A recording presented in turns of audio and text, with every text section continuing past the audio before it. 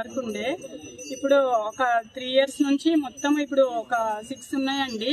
ఈ ఎటు పోతున్నాయి మాకేం అర్థం కాలేదు. ఇట్లా ఈ ఇండ్ల పొంటి తిరుక్కుంటా పొద్దున రెస్క్యూ చేసుకుంటా ఎక్కడెక్కడ ఉన్నాయనేసి వీటిని ఇట్లా స్లాటర్ హౌస్లలో తీసుకొచ్చి అమ్ముతారు. నిన్న రెడ్ హ్యాండెడ్గా ఇక్కడ ఎల్లమ్మ బండ చెరువు దగ్గర మా ఎద్దుల్ని 2 తీసుకొచ్చి ఇక్కడ కట్టేసిరండి. కట్టేస్తే మేము ఎత్తుకుతూ ఉంటే ఇక్కడ రెడ్ హ్యాండెడ్గా దొరికిరు కట్కైనతో పాటు.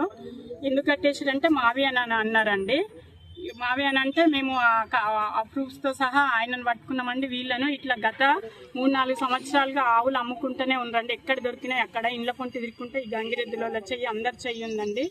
ఇప్పుడు ఇక్కడ ఉన్న 40 ఆవులు ఉన్నాయి. వాటికి తిండి లేదు, వాటర్ లేదు, ఏం లేదు, మురికి నీళ్ళు తాగుతున్నాయి. అసలు తిండి లేదు, ఏం లేదండి. ప్లీజ్ అందరు ఈ గోమాతను రక్షించుకోవాలి. మన గోమాత కోసం అందరూ పోరాడాలండి. ప్లీజ్ మా హెల్ప్ చేయండి. నా పేరు కృష్ణారావు.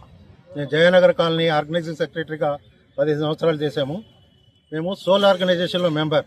సోల్ అంటే save hour urban lakes protection committee ద్వారా మేము ఫైట్ చేసి ఈ చెరువుకి ఫెన్సింగ్ వేయించడం కూడా జరిగింది.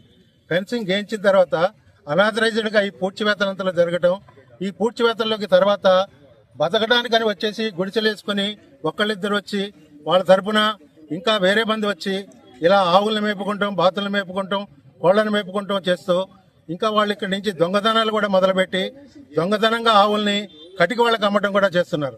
ఇది ముందర వచ్చిన వాళ్ళు బతుకుతానికి వచ్చారు, గుడి దగ్గర ఆవుని పెట్టి అడుక్కుంటున్నారు, తింటున్నారు. వాళ్ళ బతుకు తెరువు కోసం వాళ్ళని చెప్పేసి మేము ముందర వాళ్ళని కూడా మేము ఏమీ అనలేదు. కానీ ఈ మధ్య వీళ్ళు ఎక్కువగా పెరిగిపోయి వాళ్ళ తాలూకా వాళ్ళని ఇలా అందరినీ పిలిపించి ఇక్కడ ఆవుల్ని వీళ్ళ ఆవుల్ని కాకుండా వీటితో పాటు బయటకు వెళ్ళినప్పుడు వేరే రోడ్ల మీద ఎక్కడైనా కనపడితే వాటిని కూడా ఇక్కడికి తీసుకొచ్చి వాటిని అనాథరైజ్డ్గా అమ్మటం, తీసుకెళ్లి ఊర్లో అమ్మటం, ఇక్కడ ఉన్న పరిచయం ఉన్న వాళ్ళతో కటికి వాళ్ళతో బేరం పెట్టి అమ్ముకోవడం కూడా జరిగింది. అది ఈ రోజు రెడ్ హ్యాండెడ్గా పట్టుకుంటాం జరిగింది. రెడ్ హ్యాండెడ్గా పట్టుకుని ఒకడికి అమ్ముతా ఉంటే ఆల్రెడీ పట్టుకున్నారు. వాడికి ఫోన్ పే చేస్తుంటే స్కానర్ కూడా తీశారు.